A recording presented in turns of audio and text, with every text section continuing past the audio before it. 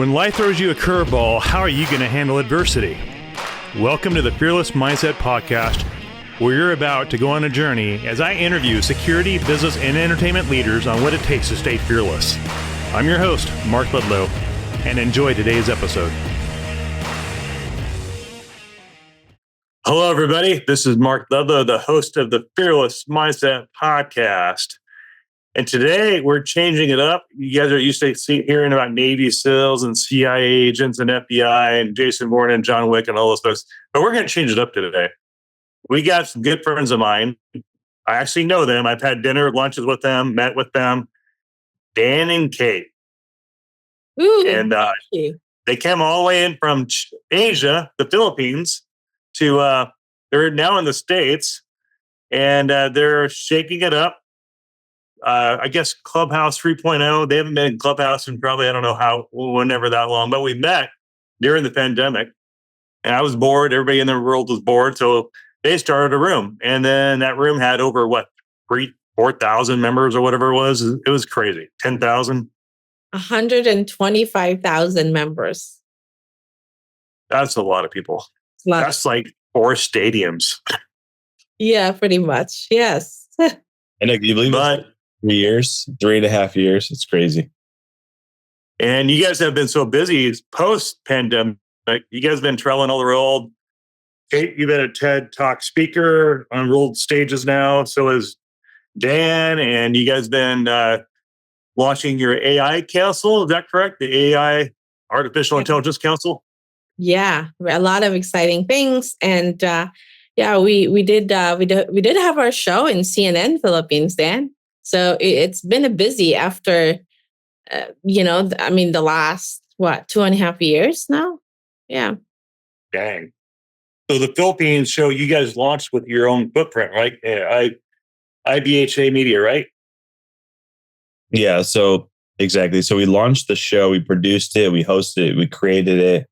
We traveled to multiple countries to film. It was a great experience process. We had 8 million viewers every week. So we were the number 1 rated show in the time slot it was. So a lot of traction. People really, they didn't think it was going to be a thing or a hit. They were very unsure because it was different. It was different than the content that people were seeing, but it was called The Future. And it was all about how future technology is transforming industries. And I think it's really led into the nonprofit that Kate started and, what we're looking at in terms of impacting people with all these new technologies that are just coming to a head together at one time.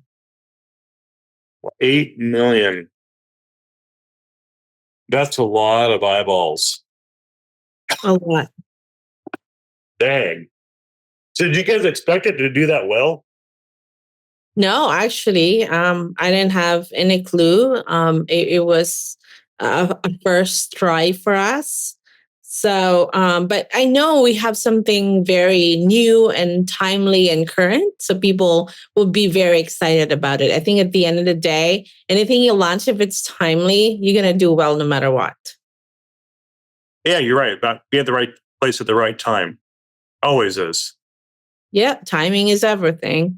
Now, where did that market come from? Was that mainly the Philippines or was that globally 8 million? Mainly the Philippines? It's actually both US and Philippines because, just about 4 million Filipinos migrated to the US. So, okay.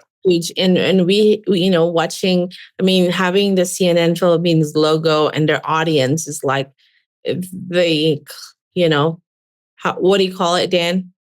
Yeah, so we had a lot of in Middle East, Dubai, and then the US, and then Philippines, parts of Southeast Asia, because there's a lot of people all around the world that, diaspora of Filipinos living everywhere.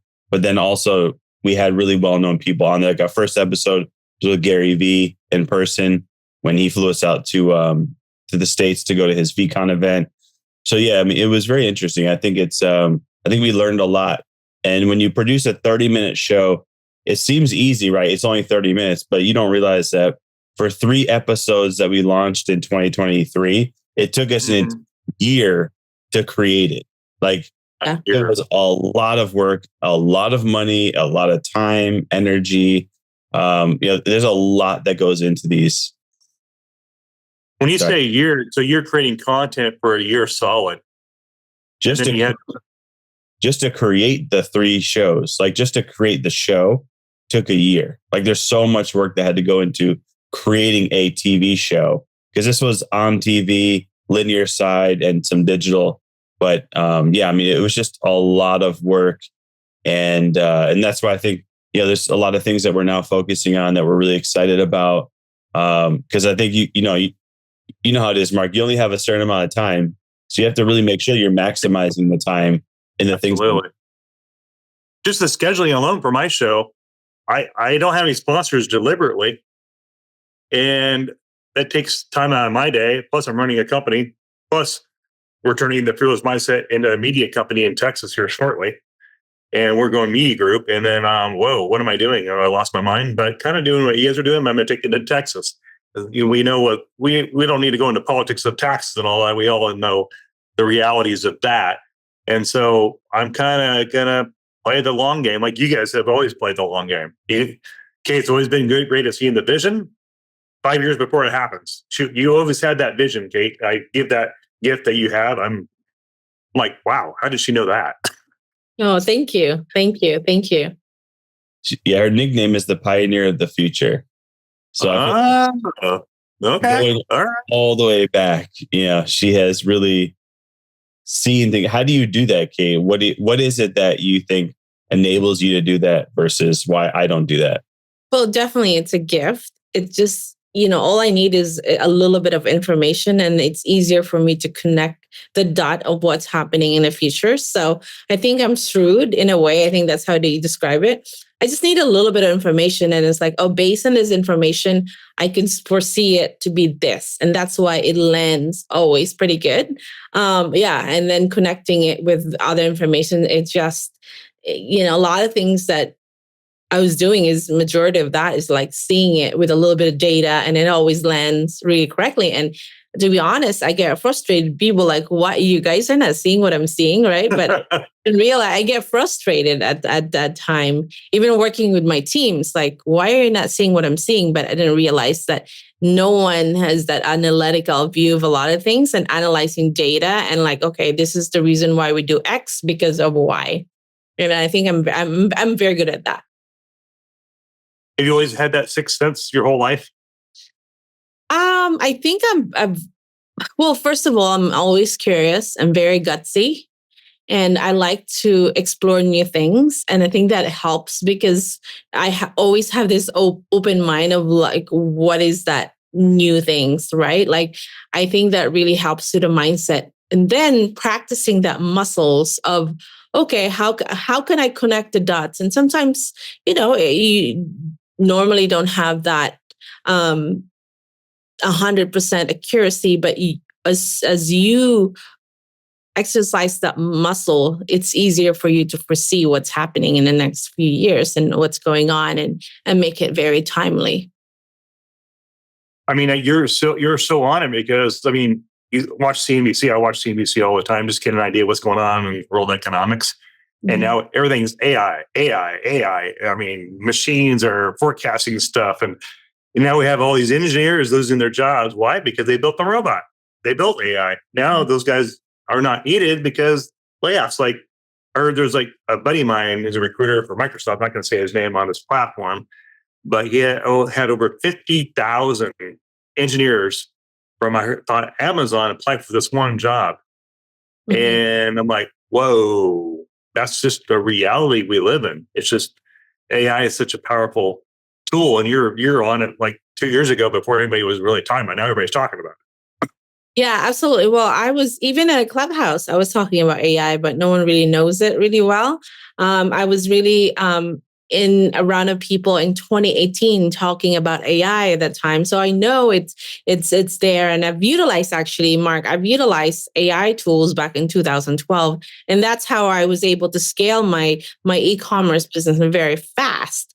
And so, but as soon as ChatGPT launched and how it really being embraced and adopted by the masses, I know it's just a matter of time that it will just go at this speed at what is happening now because of it's already been going on. It's been a wave of like they get a little bit of popularity and they got hidden by Web3 world in 2021. And then it was a rise, 2022 when they launched the generative AI ChatGPT. That's when it took like boom, back in the media. And now people are like playing about it. I think that this is an exciting, really technology that can change the world. And it's not just ChatGPT or generative AI. We're seeing it fix a lot of world problems. So that's the most exciting things. And I've been telling people about this even 2 years ago, like there's no way for you to move your life or move your business without AI. It's like air. Think of it like that. It's bigger than the internet. So, and now people are saying, oh, you know what? You're right. You see it that way. Yeah, because what's going on? Yeah, I would say that we were all like, what's that elephant in the room? What do you do? Put a lipstick on it, or you put earrings on it? We were like, what are we looking at? And then from a media marketing standpoint, I know there's a thought out there. Hey, we use the AI to generate videos and content for LinkedIn, for example. And my thought is, ain't gonna work because LinkedIn's got AI machines and they can decipher what is organic, what's AI. So once your views get suppressed because they know it's AI. So Dan, what's your thoughts? You guys are a brand new media company, and how is AI going to be a positive force for media and marketing? I mean, what's your thoughts? Yeah, so I think right now we think of things as like a separation of like human and AI, which is what you were gathering, right? Like, oh, if it detects it's AI created, that means it's going to have a negative effect. I think a year from now, that's not even going to be a thing, right? Like it's going to be the expectation is you're going to create things using AI. I mean, why would we not? We're already seeing media companies, big media companies like TV stations, stuff. They're already laying tons of people off because AI is doing a lot of the writing. Maybe they have an editor. There's going to be AI that's already hosting shows and giving information. Like people are already using it and leveraging it. And the thing is, it's only going to get better and better to the point where I don't think maybe there's software that may or may not work. It's debatable whether these softwares are even legit. But will we even be able to decipher, or will we even care in the future? I don't know, right? I think it's like a generational thing. Like us here, we probably care. But if you're 20 years or younger, you probably don't care because you live your life in video games and are looking at avatars and you're not even really experiencing people in human form. I think right now there's so many tools you can use that can make your business way more successful while also giving you a better profit margin, giving you better returns, giving you the ability to do things much faster. Not even just maybe you can have an AI and a human do the same thing, but a human might take 3 days to get it done. Where the AI, we just did this recently. We use software to do something in 5 minutes. I told an employee to do the same thing. It took him 2.5 hours to do the same thing. AI did it in 5 minutes, and AI sadly did it even better. So, I think it's like, how can we use it right now? But I mean, the media landscape is completely changing. I don't know if I can even predict what will happen in 2 years from now. Yeah, Mark, 2018, when I launched our boutique hotel business, I've utilized bots and AI. So it's really is human and bots. And it's hilarious because I would run ads but in 2018 and some people would just like fighting with bots in the messenger, like, no, like they're like arguing, it's like, no, that's like automated. But in a way, hospitality world, I think I took a screenshot. It's really hilarious because they were cursing, fighting. They were cursing. Basically, yeah. In a way where we cannot handle demands because we would go put a storytelling of, video content that really goes viral. We would have 4 million views. And so we have massive amount of influx of inquiries that no team, a person can handle. So I've inject bots and then filtering it and then the human side closing the sale. So my company, I've been running remotely just because I've utilized a lot of tools and AI since 2018. So human and technology together. So, I mean, it takes money to do what you guys just did in the Philippines. That takes a lot of money. Mm-hmm. And you guys were able to pull that off. I'm not going to ask for your secret sauce or secret recipe or anything, but for the audience listening, that's a big deal. That's like your own, basically, you created your own studio, self-funded, however you funded it. I'm sure we're not going to go into those weeds because that's none of anybody. That's how you do your business. I just make your revenue, but that's incredible. That's just just me comprehending that what you guys just pulled off for 2 years, and after COVID, he's like, "Oh, we're going to the Philippines. Watch this." And it's like, holy crap! Yeah. Absolutely. Well, we've had a business since 2017. It's been operating for 7 years, but really injecting it. But the thought, I mean, of running a company from 7,000 miles away, I mean, that takes a lot of experience, right? And how you're going to lead your team. It's harder for you to lead your team face to face. You know, Like, what are the challenges of you leading the team remotely? But I have to say, based on my experience, you will exercise some muscles of letting go of control, and actually read better because you've freed up your time. And that is actually my favorite thing. Like when you're not super, super hands-on, well, it's never going to be perfect because you're not there. But like the thought of your team running it, and I was able to perform at 80%, rate, that's pretty amazing. Significant, 80%. How big is your team in the Philippines? Do you have like 100 people that work for you guys over there? We have about 50. 50? Yeah. Holy smokes. Mm-hmm. That's impressive. I mean, people in America, because they just pulled that off after the pandemic. I mean, let's be real. And you guys have a huge following on LinkedIn now. You went from Clubhouse now, LinkedIn and Instagram. I mean, you're exploding. But it goes back to you're providing a product that people need. Yeah, absolutely. And people need to tell their story. And you guys are able to create a platform for people to tell their story. Yeah, I think with the Clubhouse, and you were there, we were not really busy of self-promoting ourselves. We really wanted to elevate you and others. Like, I think you can see that. And that was really fulfilling, like being the just behind the scene, but like building, a community with a mission and core values. And I've learned a lot myself. How do I do that? And, performing it in the real world, it really helps me because I was able to kind of practice what I've learned from Clubhouse. I mean, Mark, you're there, so many personality and in and out, and like navigating, leading everyone, moderating, scheduling moderators, and navigating personalities from WhatsApp, and then like it's a real life MBA of how you manage people, where we have different ego, different likes, and different, what is your goal? And then you have, having everyone to merge into one. It was a fascinating time. I enjoyed a lot. I stressful? Yeah, absolutely. That's why Dan had a panic attack at one point. Poor Dan. Dan, your panic attack. When did that come up? And what happened to trigger all that? Just overwhelmed stress?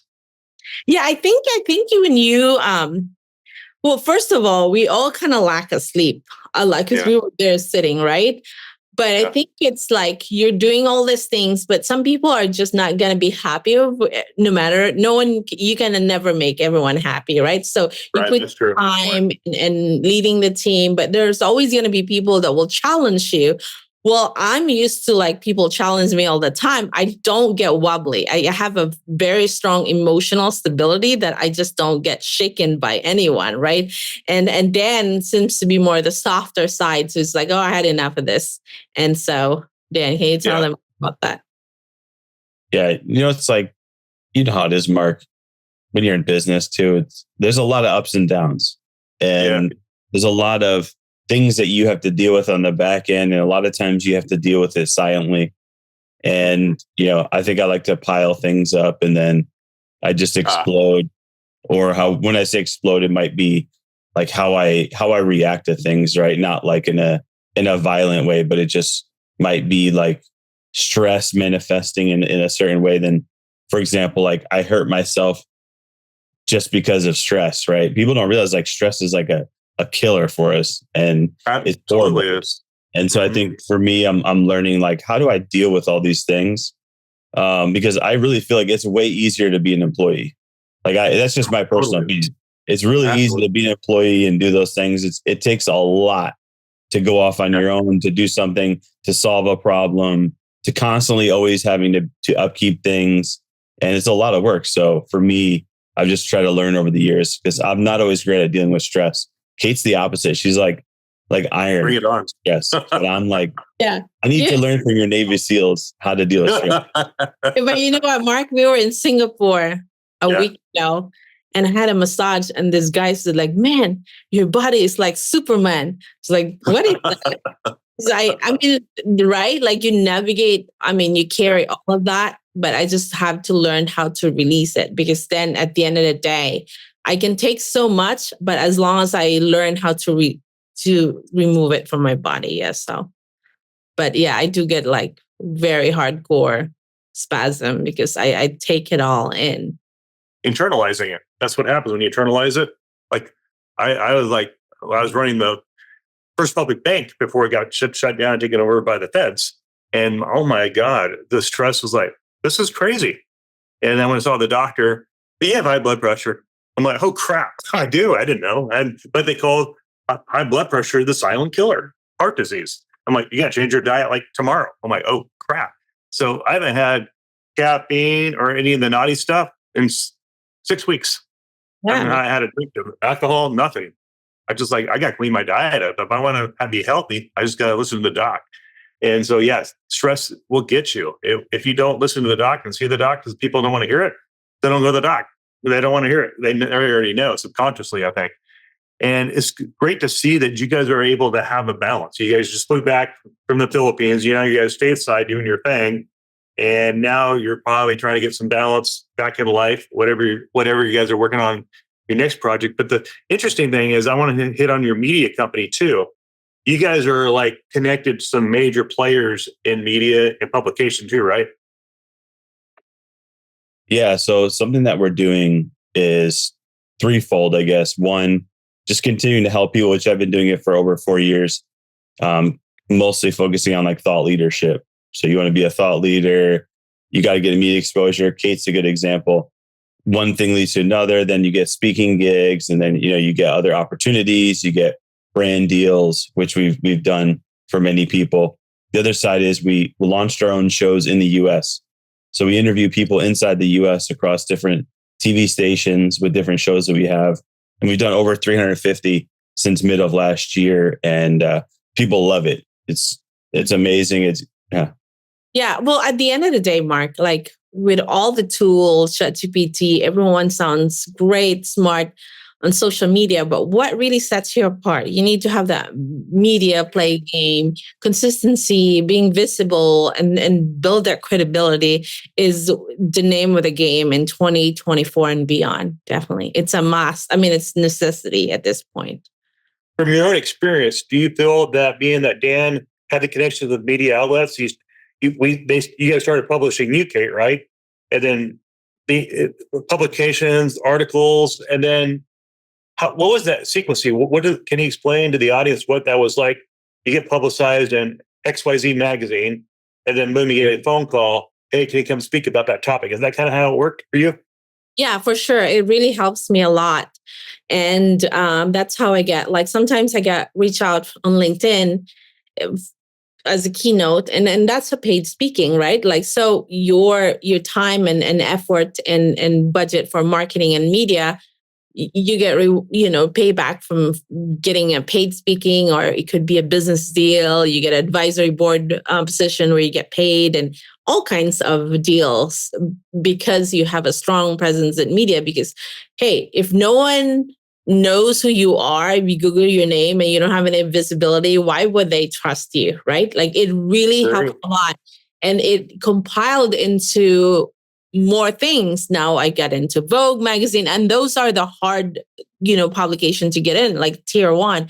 But you can't just doing one or two. It's a constant. It's a muscles that you have to update, because just because you have a media in 2017 doesn't mean it's relatable in 2024. You know what I mean? Times change. Yes. And the more you have it, like, oh, wow, I search when you Google your name and you're everywhere. And then that instantly, okay, I'll pick you over XYZ.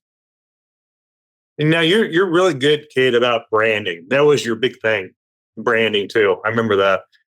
How, has that changed since COVID and pandemic? The branding piece of people knowing who you are. Yeah, I think it's it's fascinating. I actually learned a lot from Clubhouse when it comes to branding. I know storytelling a lot. I do get a lot of great mentor in that department, but like seeing other people in Clubhouse that went from 0 to 100, it really inspired me. Like, wow, at the end of the day, it's really about putting yourself out there, because in the beginning, I was very hesitant about it. You know, I don't want to be out there because I don't want to sound braggy or like that. Like it's a mindset thing, right? But look who's consistent and being loud, and not loud in a way, but they're consistent. They get ahead than you. You might be an expert into X topic, but because you're not consistent, they'll never remember you. So it is really the game of 2024. Now with AI, everything is scheduled. Now it's really right. an elevated game that you have to upkeep again. So it's a constant updating what you have and strategy and tweaking. Yeah. Here's go ahead, Dan. Go ahead. Yeah, I think the mindset used to be, which I think TikTok did a really great job of shifting our minds to something that was not sustainable long term. And it was really quantity. Everything was quantity. How many followers, how many views, like everything is all about quantity, right? Everything was going viral. The issue is, we already know that's not sustainable. Every time, like LinkedIn's a great example, algorithm change and now barely anyone sees anything, right? It's always a continued fight that most people see, which I think is what Kate did a really good job. I always like to say influencing the influential. Like you want to be able to have your core people that follow what you're doing, that share things. Maybe you follow them too. You don't have to think about it like, I need to have 10 million people seeing me 24/7, because that's not how it is. Algorithms, like for most social now, the algorithm is not in our favor. It's in their favor. So you want to really target the people that are seeing you, and then make sure what you're showing them though is like quality. So you're looking at it like, okay, I show people the quality things that I want them to see, and then they're going to buy my service product. They're going to trust me. Versus before, I think it was just like everything is viral. Do whatever you have to be viral. But now, I mean, I think the viral, everyone's creating content. Everyone has the tools. Like Kate said, everyone has AI that can do it for you, which means there's so much content. It's hard to even consume all of it. It's like unlimited amounts nowadays. So I think we need to change how we, what we do from a business standpoint in terms of social media. Yeah, I think we've seen a floodgate of people came out of nowhere. Like, for example, my podcast.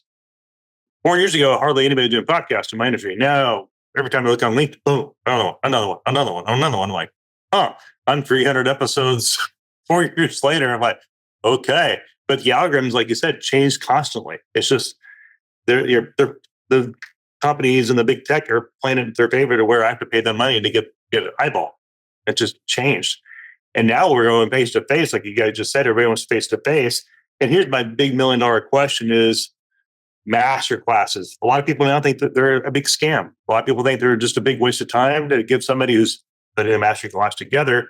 Oh, that person's charging $15,000 to go hang out with people they never heard of before. Why would I do that? So can you guys touch on that? Because I know for me, I think masterclasses are critical for networking, building trust, building rapport, and doing business together down the road. What are your guys' thoughts as we go in 2024 as people start getting together and people think they're just being frauded? Yeah, well, I think that was the rise of mastermind. A lot of this group created from when all businesses that got disrupted during COVID, right? Everyone's trying to be creative. And at the end of the day, it was a game of who can sell it better. And some people are just very good at selling air. Yeah, When you true. open the basket, like there's nothing in there, right? So I'm just glad that I'm those people that overly would do due diligence. Like, why would I give you my money? I'm very stingy about where to put my money. It has to be really worth my time, because I don't, and Mark, I have a gift of smelling people from afar. So before you even get to my door, you gotta know from the parking lot. So, so I think that I rely me onto smelling into those. But I've invested into a few, but it was not very expensive. No, actually, only one, and that guy really changed my life, and it changed the way how I view things. So we really have to be careful where to put our money, especially like 10 grand, 15 grand. To be honest, the most expensive I paid for a masterclass is about maximum at like 2,500. But it was Okay. worth every It was single. worth it. Yeah.